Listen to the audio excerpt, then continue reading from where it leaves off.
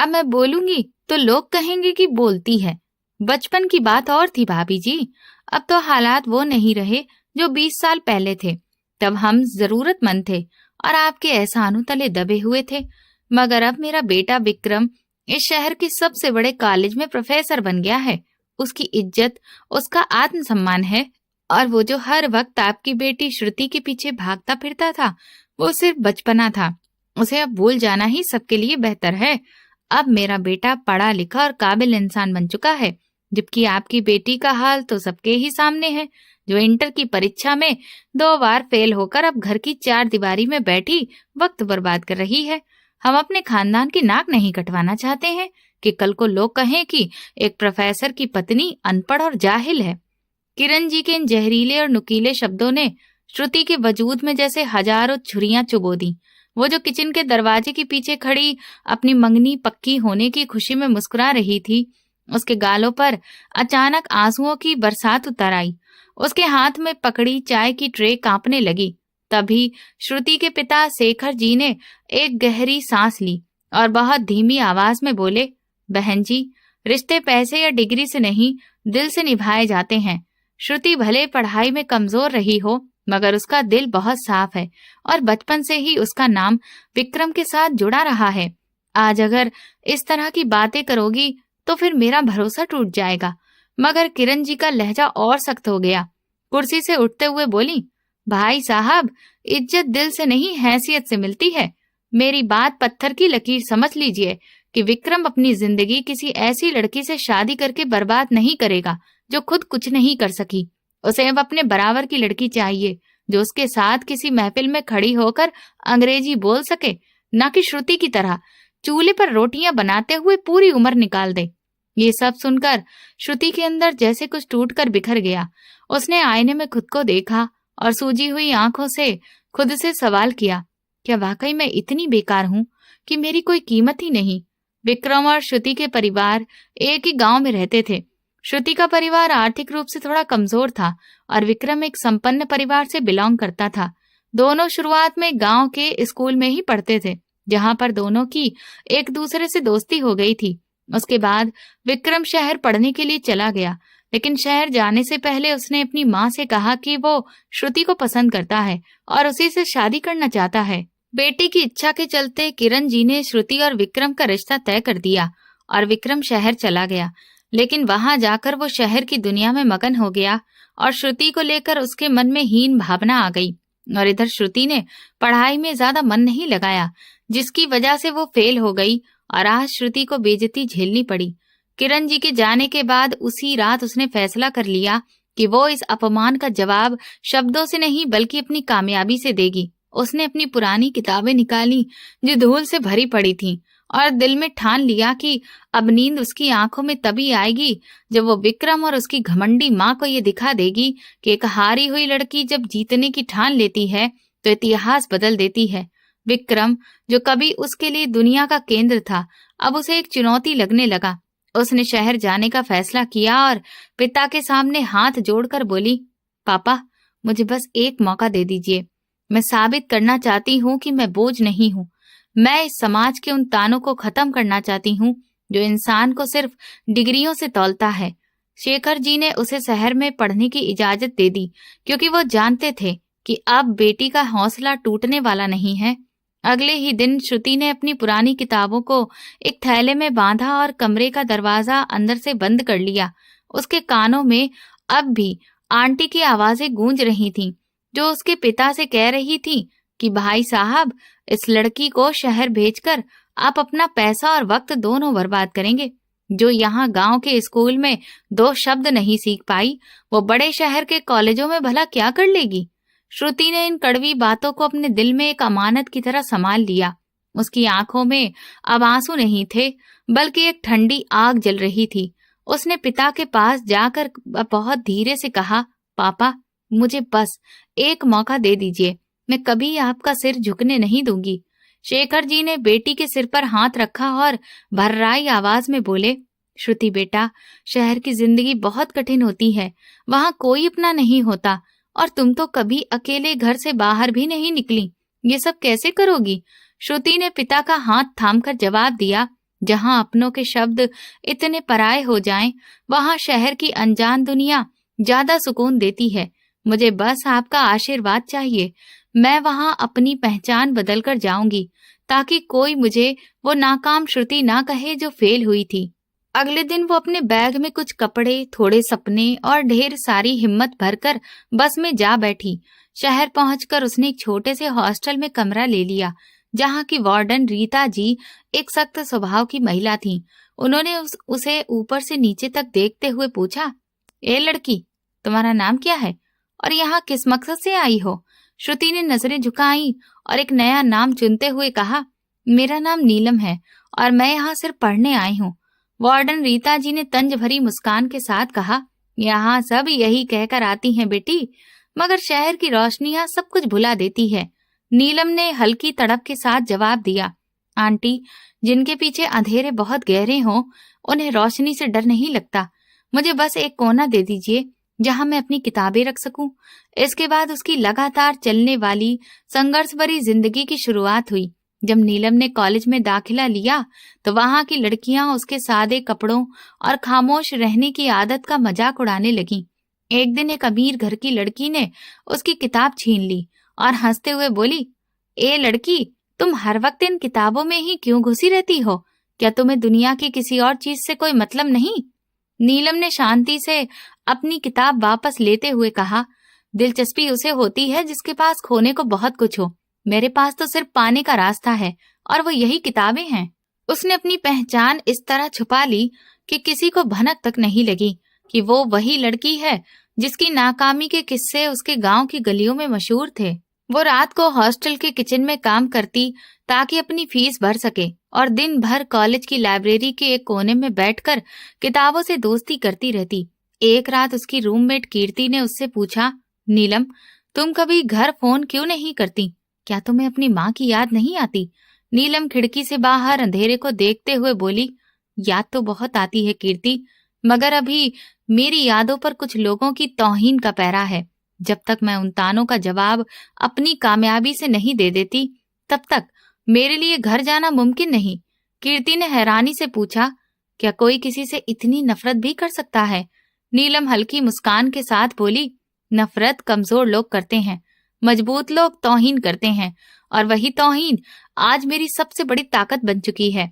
पढ़ाई के इस सफर में विक्रम का ख्याल अब उसके मन में एक पल के लिए भी नहीं आता था, क्योंकि वो समझ चुकी थी कि विक्रम की मोहब्बत सिर्फ एक बचपना था जिसकी कीमत उसे अपनी इज्जत और आत्मसम्मान से चुकानी पड़ी थी। एक दिन कॉलेज के प्रोफेसर क्लास में आए और बोले, हमारी क्लास में एक ऐसी छात्रा है जिसने सारे रिकॉर्ड तोड़ दिए हैं। नीलम, तुम स्टेज पर आकर सबको बताओ कि तुम्हारी इस कामयाबी का राज क्या है। नीलम जब खड़ी हुई तो उसकी आंखों के सामने अपने गांव का वही आंगन घूम गया जहां उसे नालायक कहकर ठुकराया गया था। उसने माइक पर बस इतना कहा, मेरी कामयाबी का राज वो दर्द है जो मुझे ऐसे इंसान ने दिया था जिसे मैं अपना समझती थी।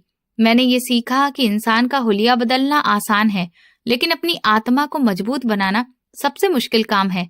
उसी दौरान उसे एक नामी यूनिवर्सिटी से आगे की पढ़ाई के लिए स्कॉलरशिप का ऑफर मिला तो उसकी आंखों से पहली बार खुशी के आंसू निकले। उसने उसी रात अपने पापा शेखर जी को चिट्ठी लिखी, पापा, अब आपका सिर गर्व से ऊंचा होने वाला है। मैंने वो कर दिखाया है जिसका सपना मैंने उस रात देखा था जब अपनों ने हम पर अपने दरवाजे बंद कर दिए थे। शहर की उस भीड़ में वो अब एक गुमनाम लड़की नहीं रही थी, बल्कि एक असरदार पहचान बनने के सफर पर निकल चुकी थी। और अब उसे ना तो किसी विक्रम की जरूरत थी और ना ही किसी आंटी के सहारे की।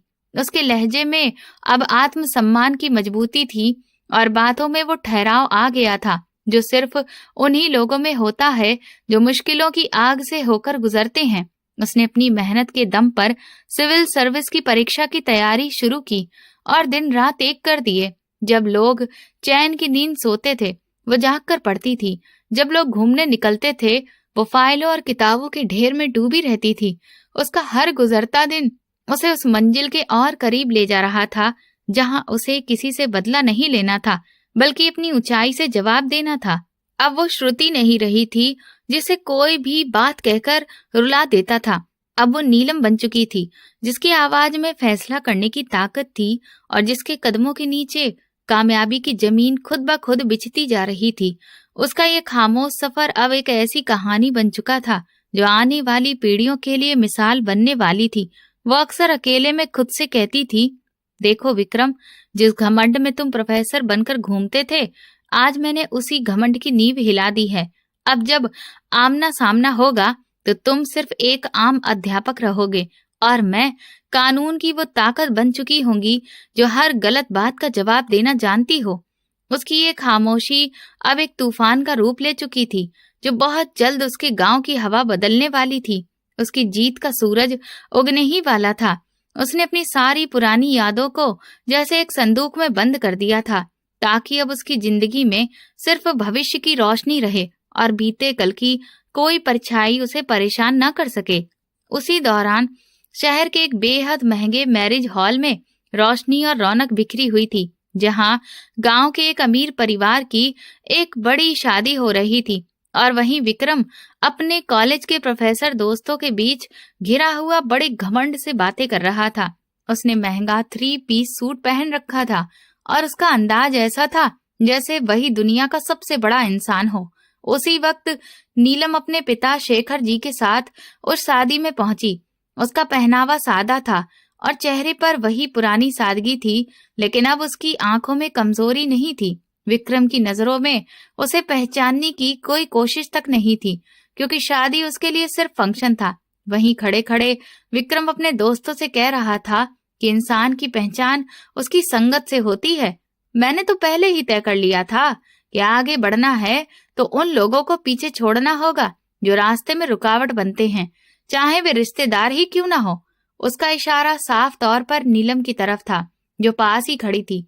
तभी उसके एक दोस्त ने नीलम की ओर देखते हुए पूछा, विक्रम, ये लड़की कौन है जो बार बार तुम्हारी तरफ देख रही है? क्या कोई जानने वाली है?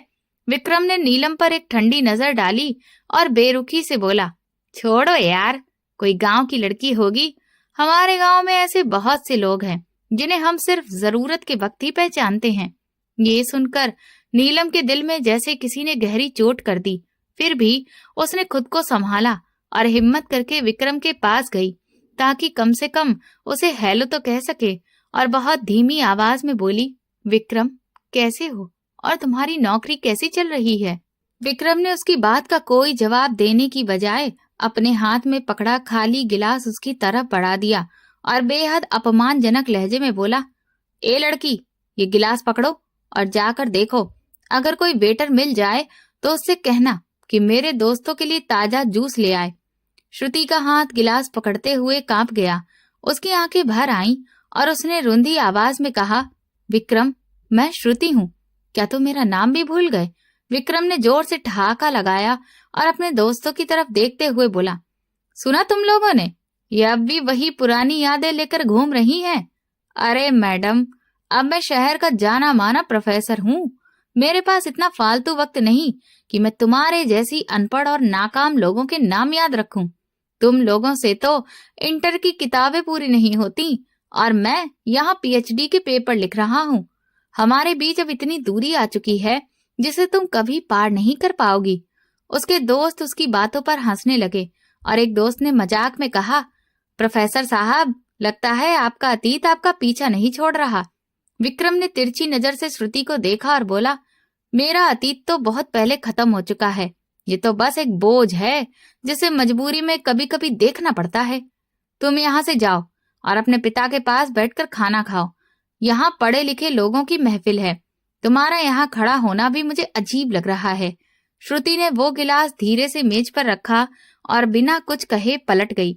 उसके कानों में विक्रम के शब्द हथौड़े की तरह गूंज रहे थे कि तुम एक बोझ हो। विक्रम फिर से अपनी बातों में डूब गया और एक पल के लिए भी पीछे मुड़कर नहीं देखा कि उसने अपनी बचपन की साथी की आत्मा को कितनी गहरी चोट पहुंचाई है।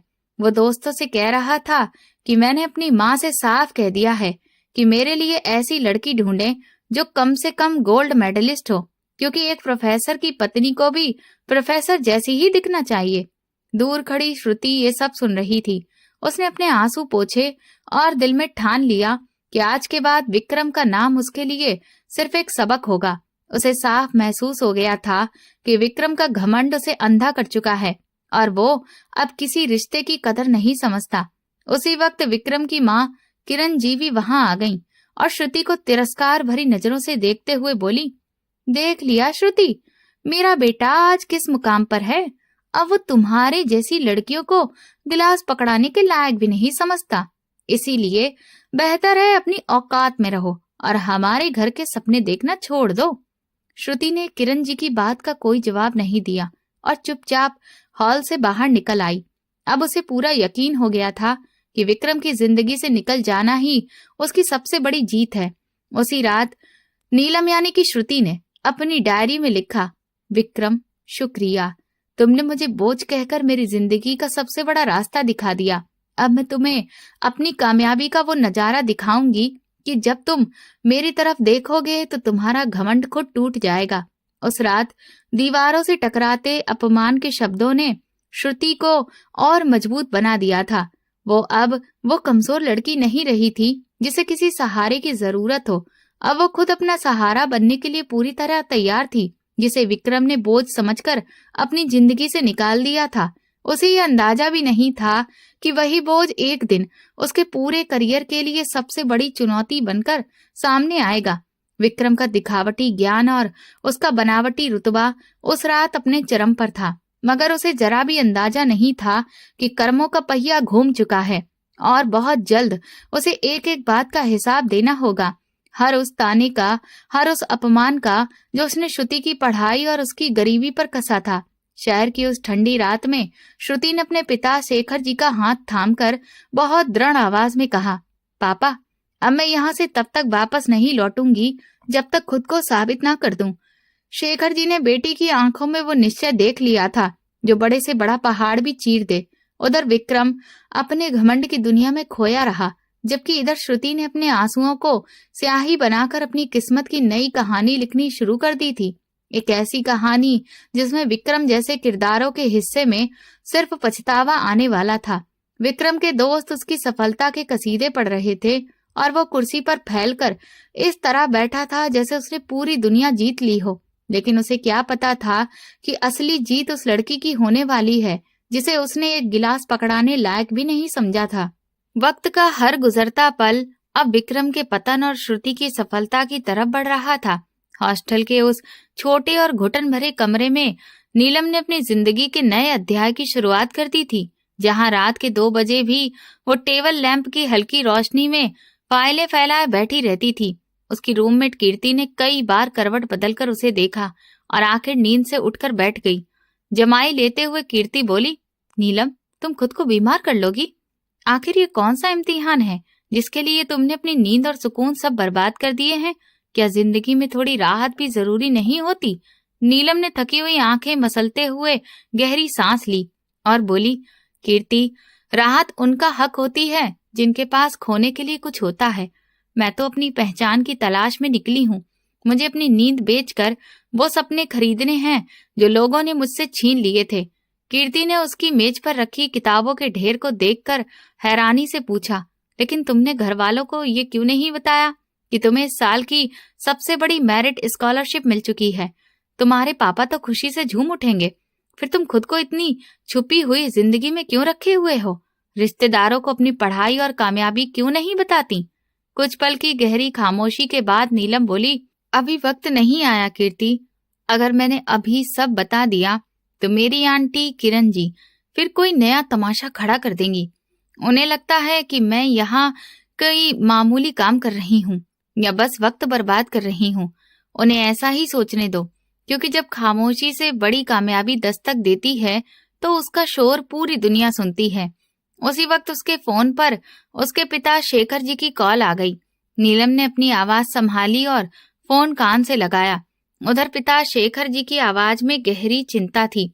उन्होंने पूछा, बेटा नीलम, वहां सब ठीक से चल रहा है ना? सुना है शहर में बहुत महंगाई है।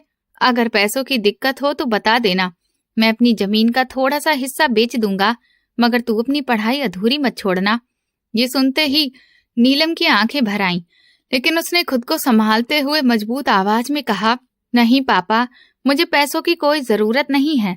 मैं यहाँ हॉस्टल के किचन में काम करती हूँ, उसी से मेरा गुजारा अच्छे से हो जाता है। आप बस अपनी सेहत का ध्यान रखिए। शेखर जी ने अफसोस भरे स्वर में कहा, बेटा, काश मैं तुम्हें विक्रम जैसे प्रोफेसर की तरह किसी बड़े कॉलेज में पढ़ा पाता, मगर मेरी हैसियत सीमित है।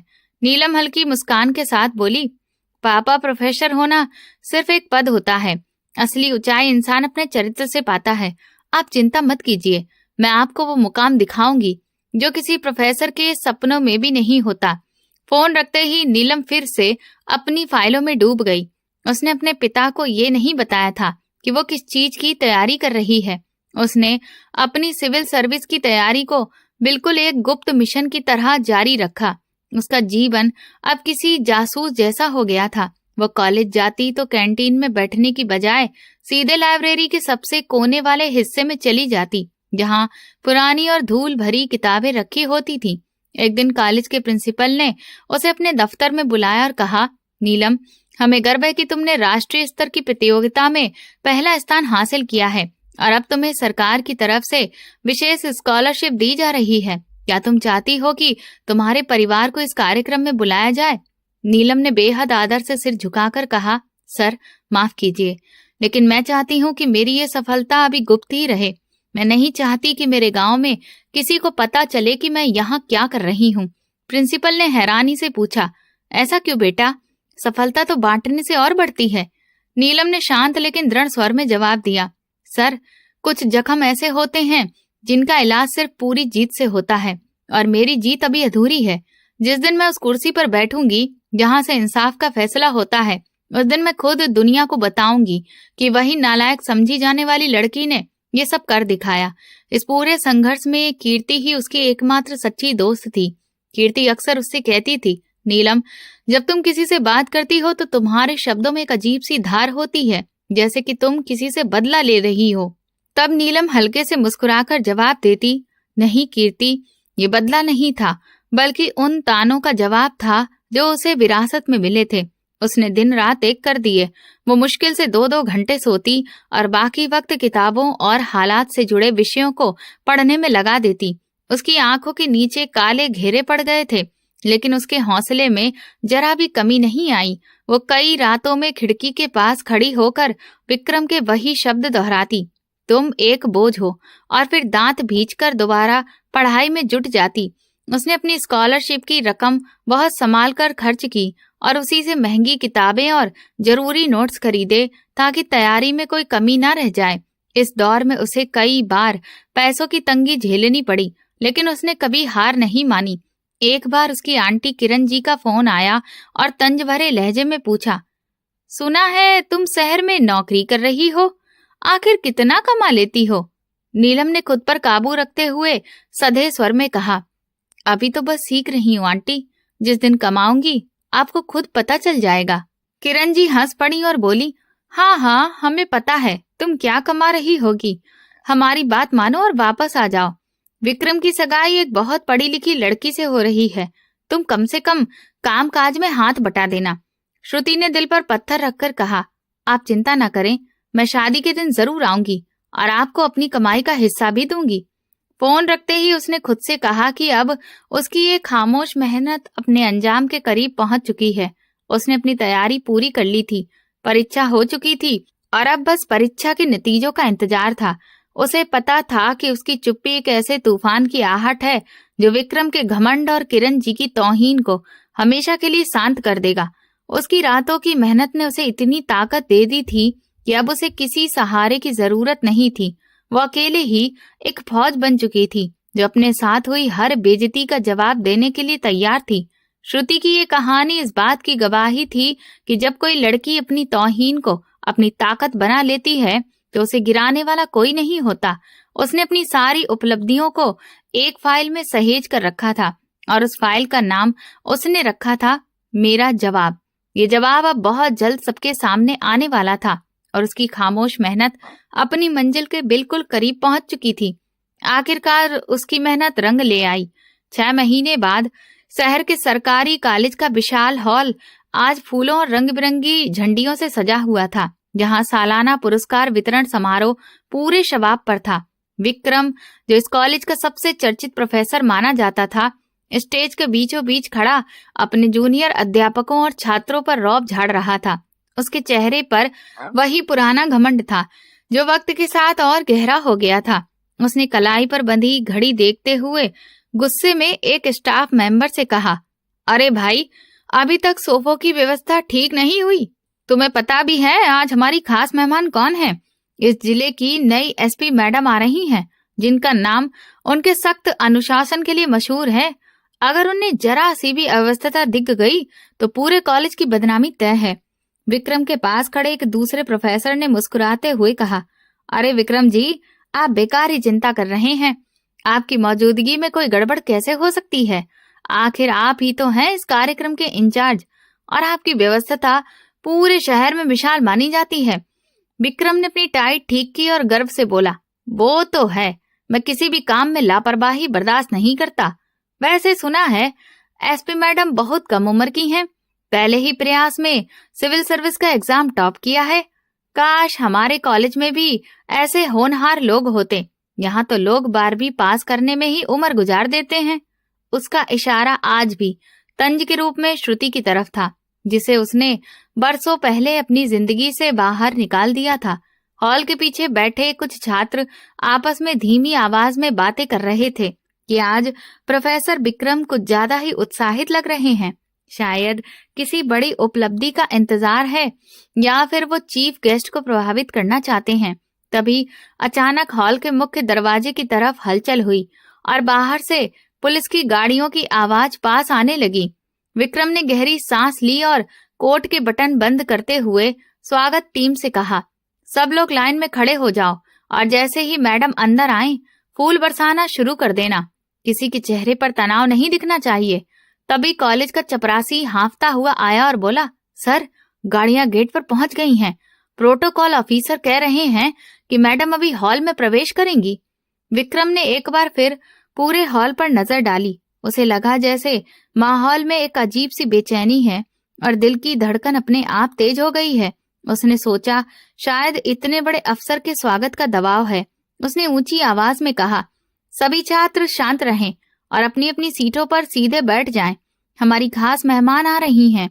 पूरे हॉल में सन्नाटा छा गया और सबकी नजरें उस बड़े दरवाजे पर टिक गईं जहां से एसपी को अंदर आना था। विक्रम स्टेज से नीचे उतरा और गुलदस्ता लेकर ठीक सामने खड़ा हो गया। उसके मन में इस वक्त सिर्फ अपनी प्रतिष्ठा, अपना पद घूम रहा था। तभी दरवाजा खुला, पुलिसकर्मियों ने रास्ता बनाया और गहरे नीले रंग की साड़ी पहने एक गरिमामयी महिला हॉल में दाखिल हुई। उसके चेहरे पर ऐसा आत्मविश्वास और तेज था कि लोग खुद ब खुद सम्मान में खड़े हो गए।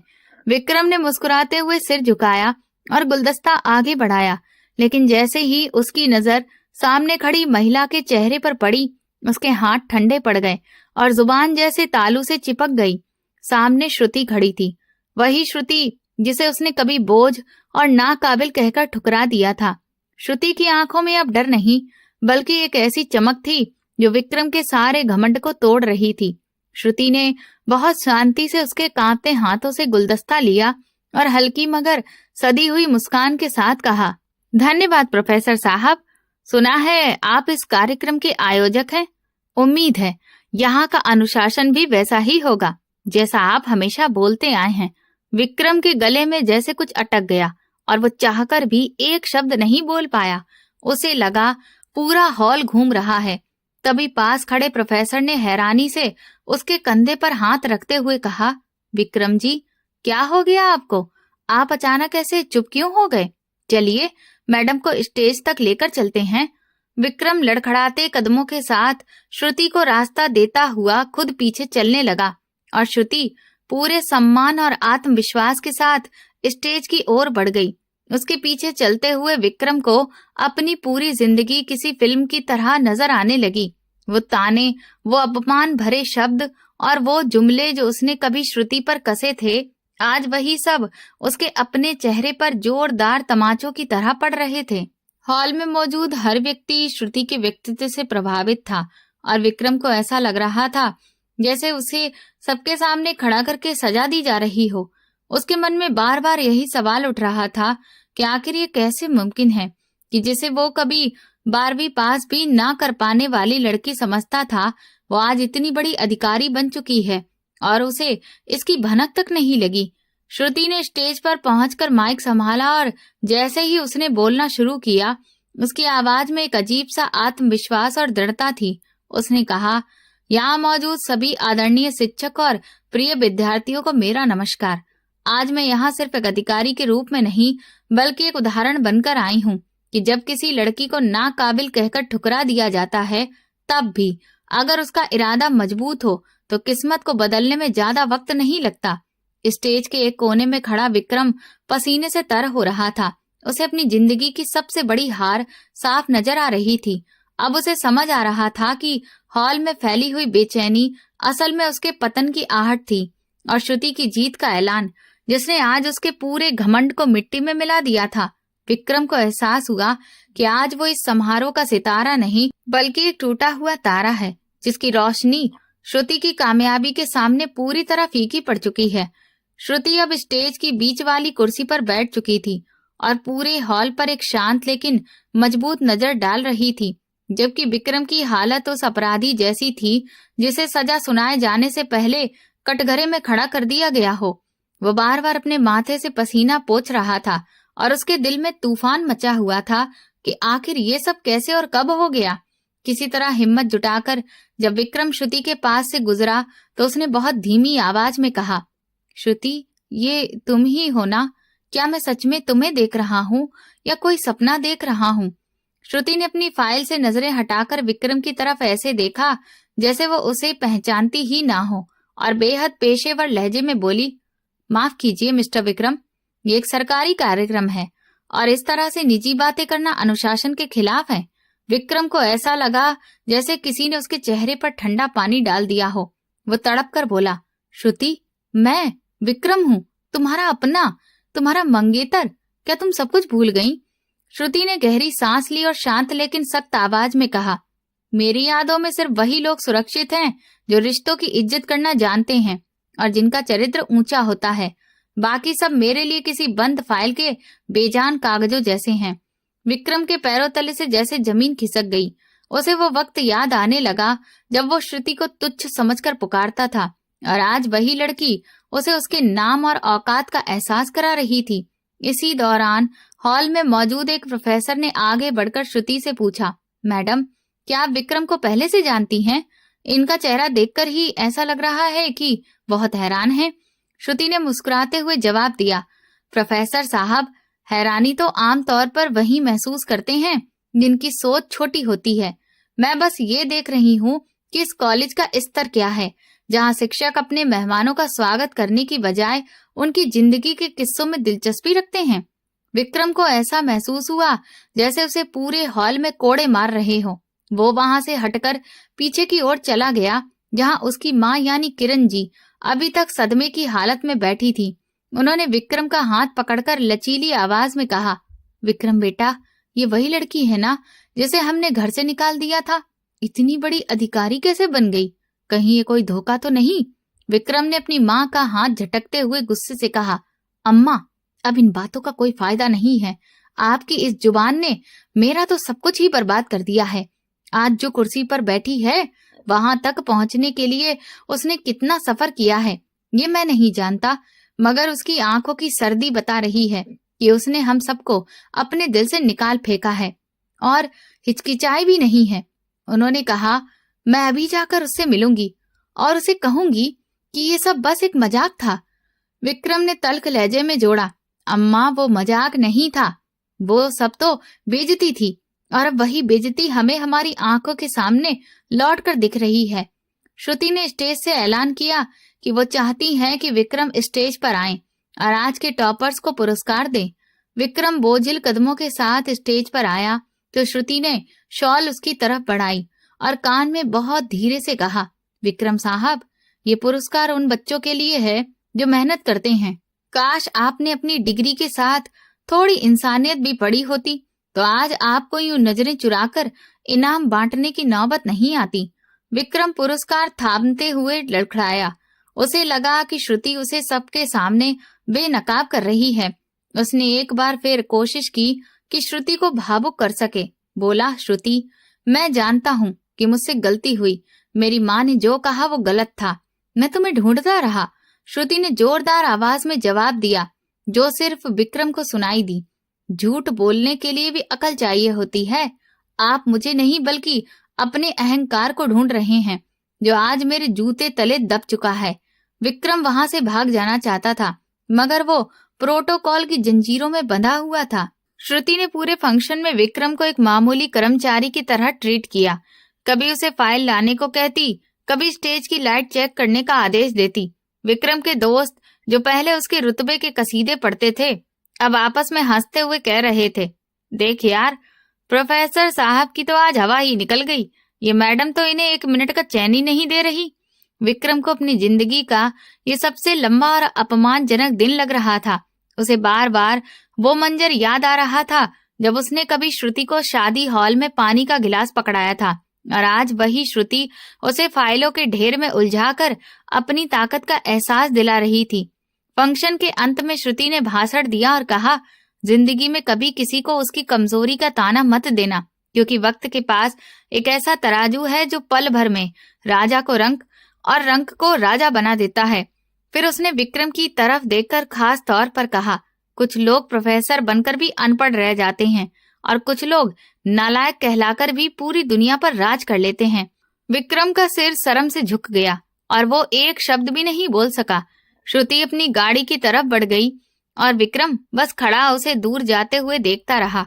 उसे एहसास हुआ कि उसने एक हीरा खो दिया है और अब उसके पास सिर्फ पछतावे की राख बची है।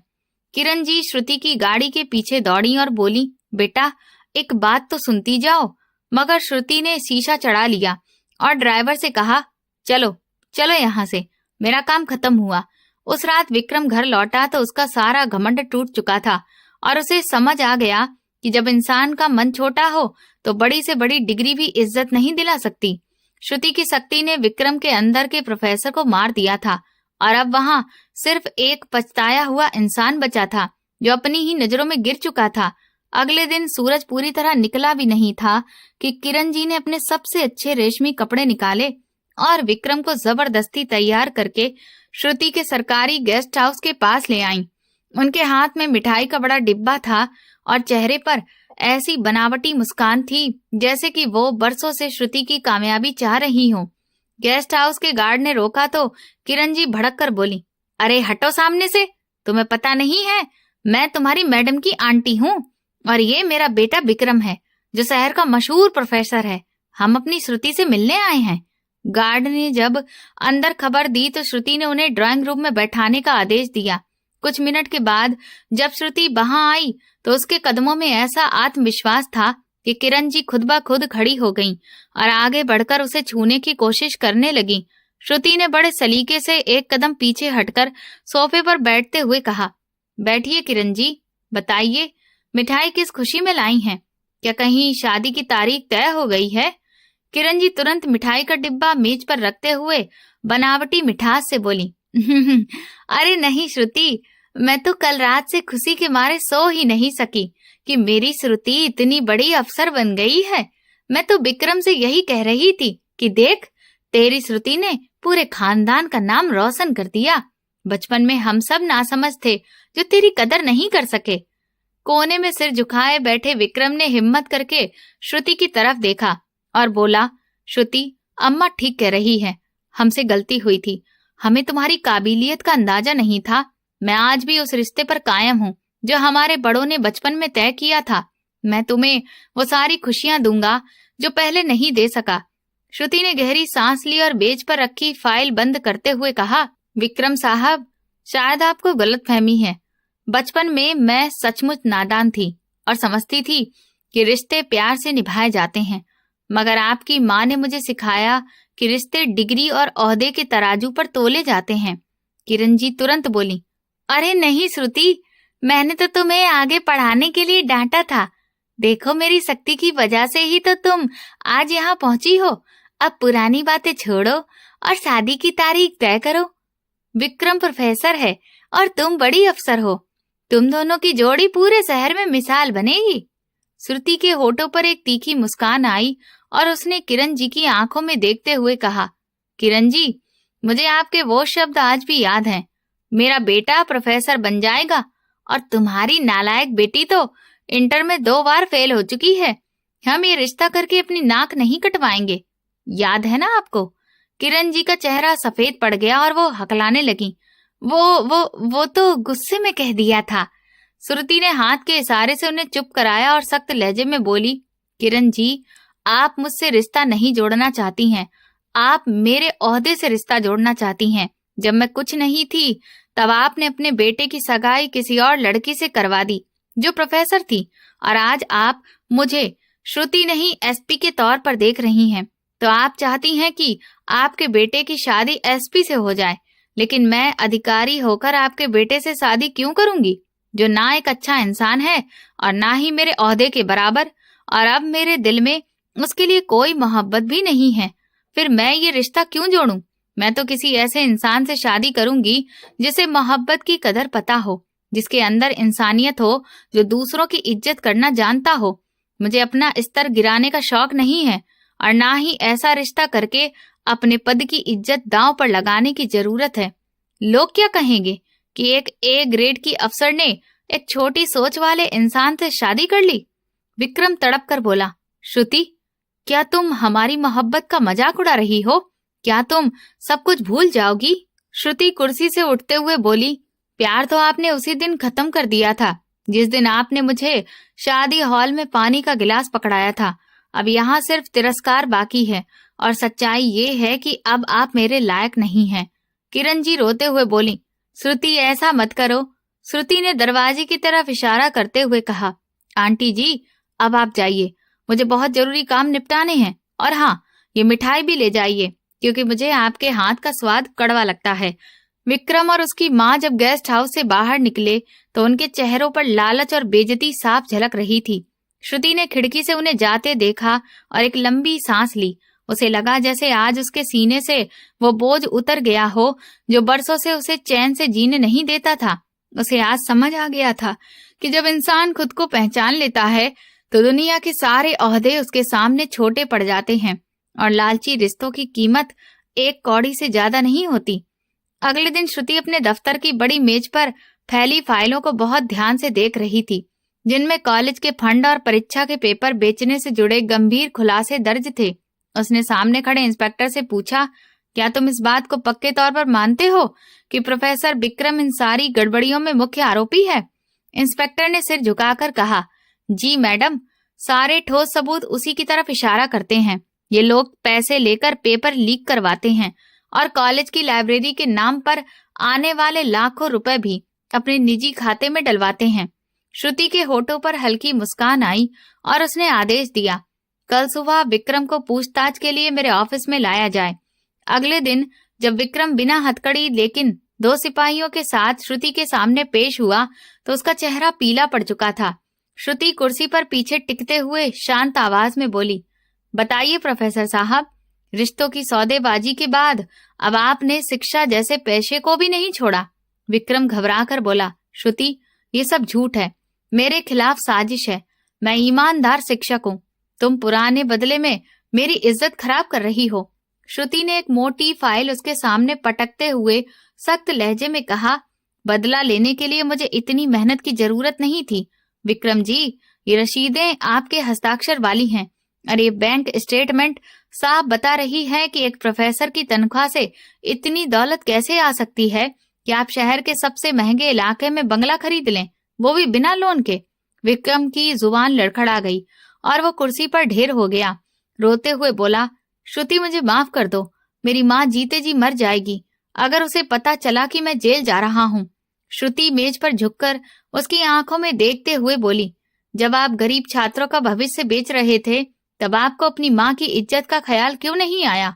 आपने मुझे नालायक कहा था क्योंकि मैं एक परीक्षा में फेल हुई थी, मगर आप तो जिंदगी की परीक्षा में फेल हो चुके हैं।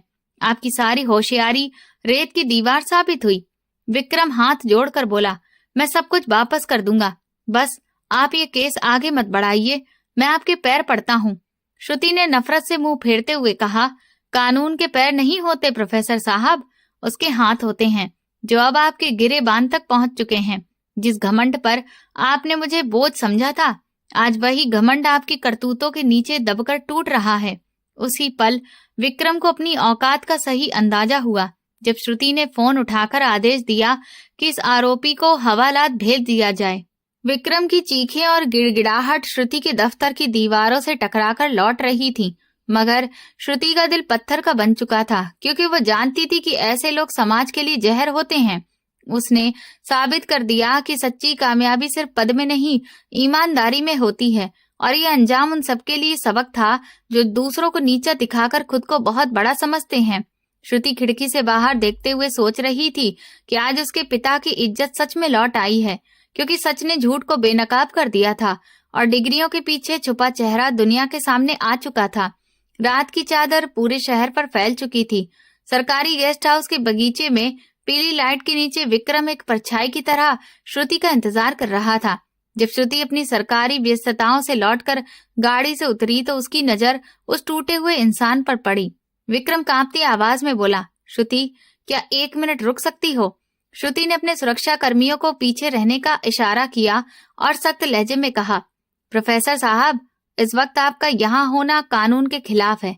क्या आपको अभी भी अपनी हालत का अंदाजा नहीं है? विक्रम आंखों से आंसू पोंछते हुए बोला, मुझे जितनी सजा देनी है दे दो, मुझे जेल भेज दो, मेरी सारी संपत्ति ले लो, मगर मेरी आंखों से अपने लिए वो नफरत हटा दो जो मुझे अंदर से जला रही है। मैं मानता हूँ मैं बहुत घटिया इंसान साबित हुआ। मैंने तुम्हारे प्यार की कदर नहीं की और घमंड को अपना सब कुछ बना लिया। मुझे माफ कर दो श्रुति, मैं वही विक्रम हूँ जो कभी तुम्हारे लिए तितलियां पकड़ा करता था। श्रुति ने गहरी सांस ली, आसमान की तरफ देखा और कड़वी मुस्कान के साथ बोली, विक्रम, माफी मांगना कितना आसान है। क्या तुम्हें वो रात याद है जब तुम्हारी माँ ने मेरे पिता का अपमान किया था और तुम चुपचाप खड़े मुस्कुरा रहे थे? क्या तुम्हें याद है जब मैंने शहर आने के लिए बस का किराया जुटाने को अपनी माँ का आखिरी गहना बेच दिया था? विक्रम सिसकते हुए बोला, श्रुति, मैं अंधा हो गया था। मेरी डिग्रियों ने मुझे अंधा कर दिया था। मैं समझता था कि तुम नालायक हो।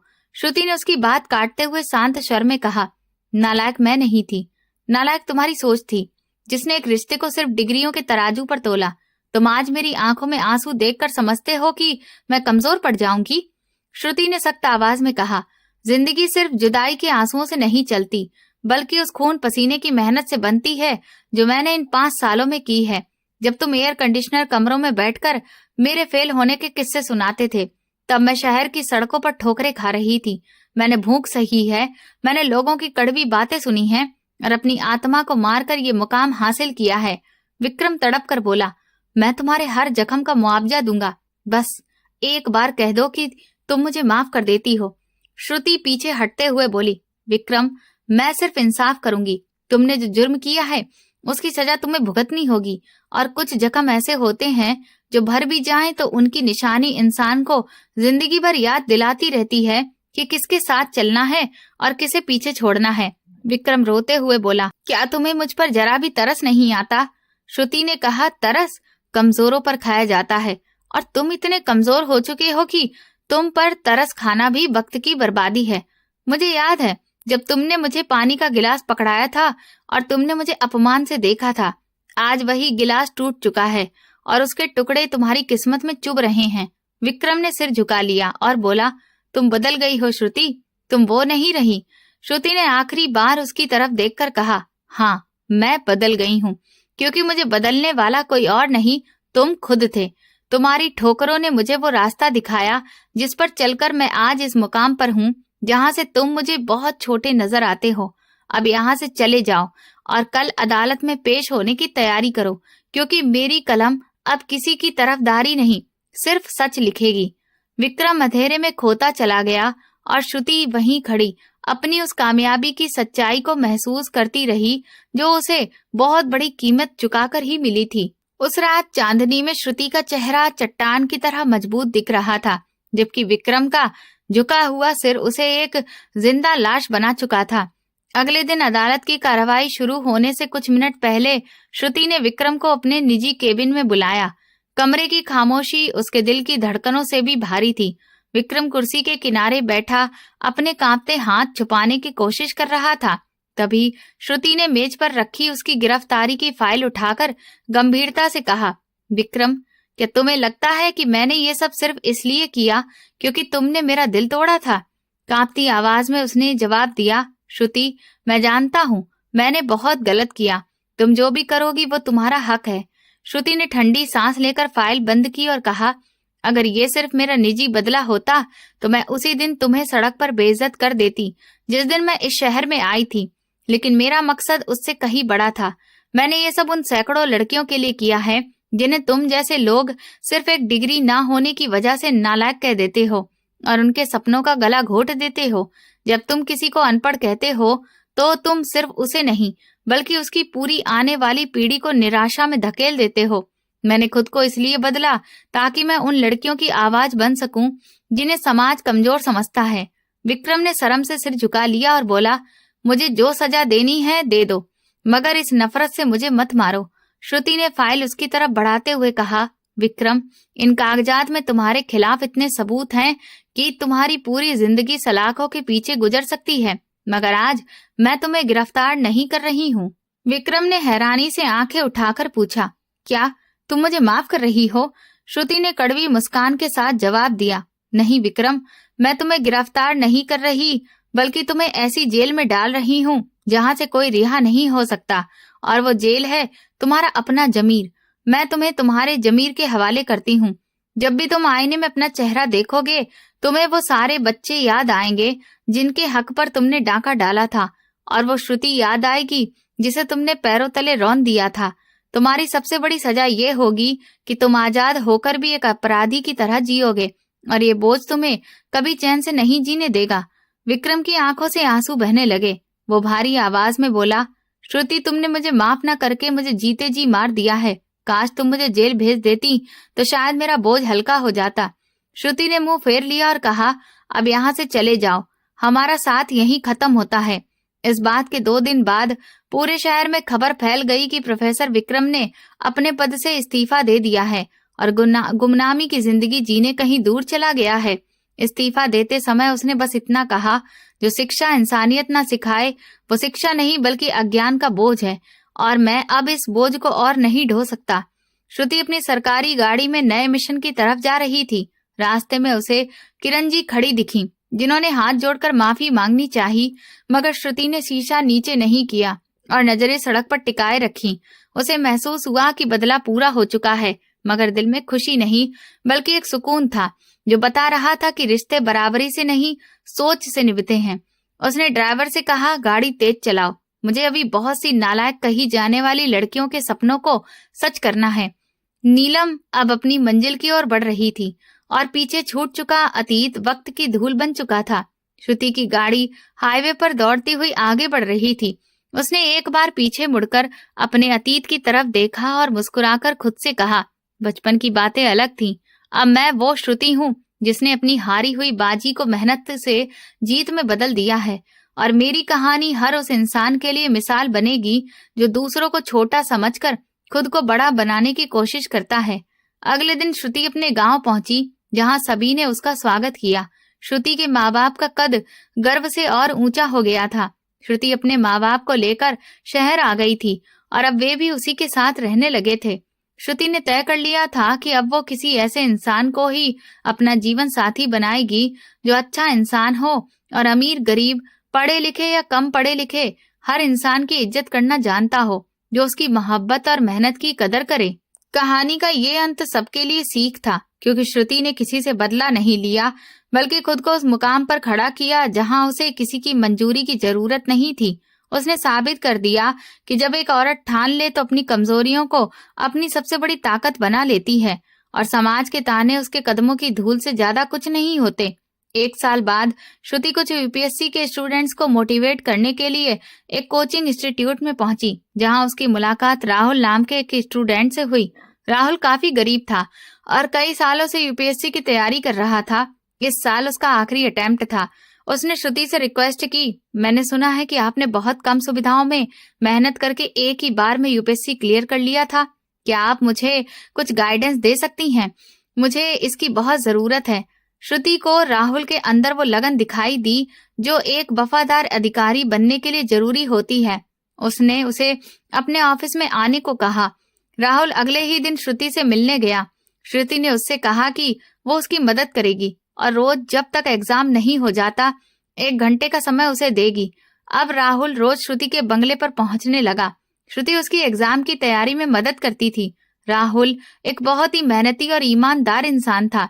श्रुति धीरे धीरे राहुल को पसंद करने लगी, लेकिन वो अपने दिल की बात अभी नहीं कह पाई। वो सोचती थी कि अगर अभी उसने ये सब कहा तो राहुल का ध्यान पढ़ाई से भटक सकता है और वो उसे डिस्टर्ब नहीं करना चाहती थी, क्योंकि ये उसका आखिरी अटेम्प्ट था। उधर राहुल भी श्रुति से प्यार करने लगा था, लेकिन वो भी अपने मन की बात उससे नहीं कह पा रहा था, क्योंकि वो डर रहा था कि अभी वो एक साधारण गरीब इंसान है। पता नहीं श्रुति उसे एक्सेप्ट करेगी या नहीं। इसीलिए उसने भी तय किया कि पहले एग्जाम अच्छे से हो जाए।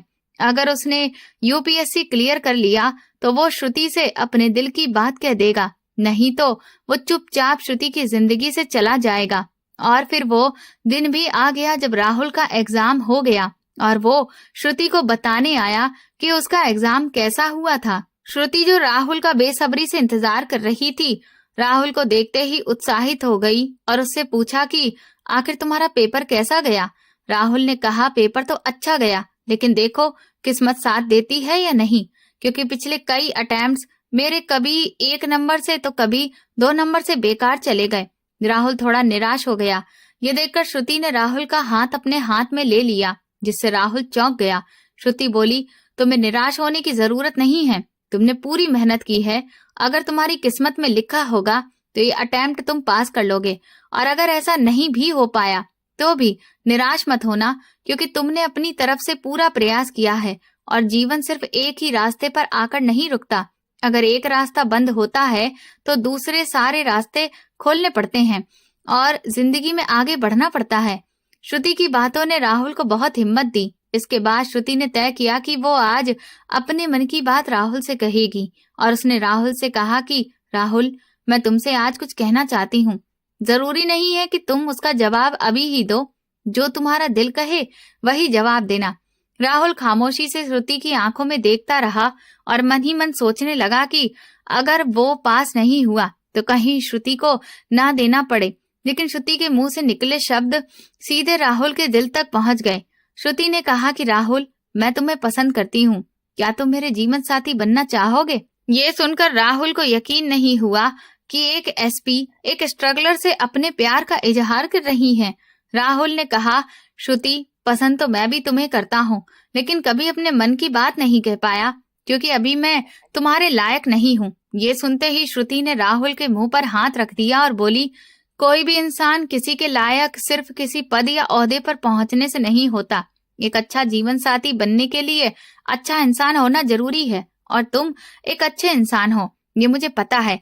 तुम मेहनती हो और जो मेहनत करना जानते हैं वो जिंदगी में कुछ न कुछ तो कर ही लेते हैं। तुम अगर यूपीएससी क्लियर कर लोगे तो भी तुम मेरे लायक हो, और अगर नहीं करोगे तो भी तुम मेरे लायक हो, क्योंकि तुम जिंदगी की पढ़ाई में पास हो चुके हो और तुम्हारे संस्कार, तुम्हारी इंसानियत और मोहब्बत को समझने की काबिलियत मेरे लिए सबसे बड़ी बात है।